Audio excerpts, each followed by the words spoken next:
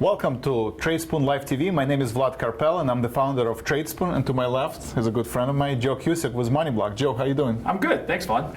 So we want to, this is our last recording of the year, so we want to kind of recap what happened in the past couple of weeks and what we think is going to happen in the next quarter, especially as we go into the earnings season. We know that the oil has been the theme for the past months. We had a sell-off 3 weeks ago. Now we had a nice bounce, kind of a V-shaped recovery, similar to the one we had in October. So oil is kind of bouncing between 50 and 65, and I've seen some projection that we might reach as low as $30 and $40 level in oil going into the next year. Pay attention to that in Russia. The ruble has stabilized, the interest rate has been increased, so the slide of ruble has stopped. But there's a lot of outstanding debt, and I think over $120 billion of outstanding debt will have to be paid off next year. So it's something to keep an eye on. Also, elections in Greece, outstanding debt in Greece is another geopolitical instability that can cause next quarter to have instability in the market. But until the next earnings season that starts January 15th, market is grinding to the upside. If you look at the Bollinger Bands, my kind of favorite indicator, we are constantly breaking that upper band, 2 standard deviations, upper band of Bollinger Bands. We're consistently grinding to the upside. So any geopolitical events will cause a sell-off, but as of right now, we are grinding to the upside. And I think going to the end of the year and first week or two in January until the earnings season start, I think the market will continue to the upside. Joe, what do you see in Wall Street week ahead? You know what? This week we're going to keep an eye on, again, like you said, in the beginning of the week, oil. You're going to see that the crude inventory number is going to come out.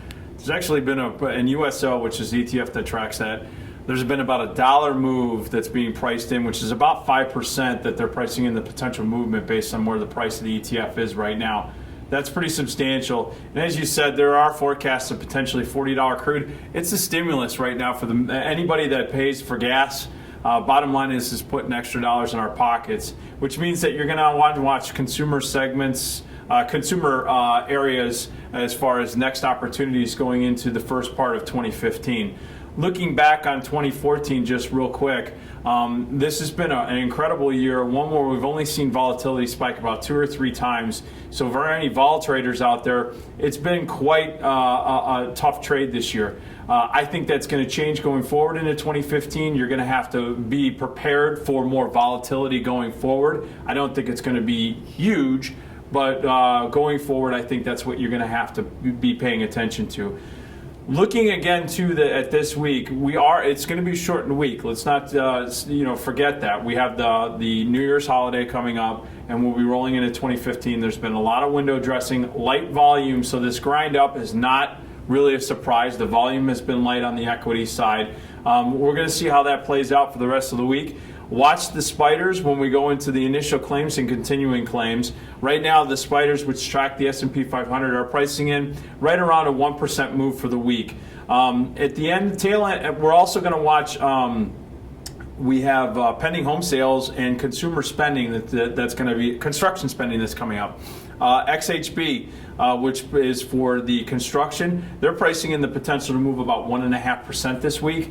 And taking a look at construction spending, look at XLB. That's one of those materials ETFs that you want to watch.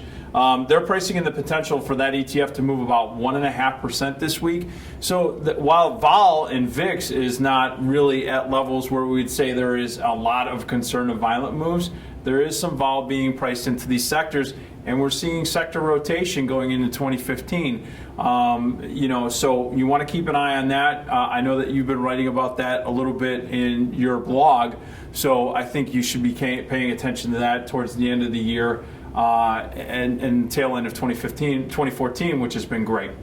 Yes, thank you for that insight. And again, in terms of sector, pay attention to energy-sensitive sectors such as transportation. I know Federal Express announced earnings a couple of weeks ago. The stock sold off because they missed on the revenue numbers, but it has recovered. So anything that can benefit from lower energy price, such as airline stocks, transportation stocks, leisure stocks, they will grind to the upside. And the oil sector is going to be continuing under pressure, even though I think the low point has been reached. Yeah, and I would say this, if you're going to focus on two sectors, focus on the consumer discretionary, XLY, look at the top 10 holdings on that, and industrials. Those are the ones that are moving into that bullish quadrant right now. Pay attention to those. Those are the ones that are going to be benefactors of what we've seen from the falling oil prices.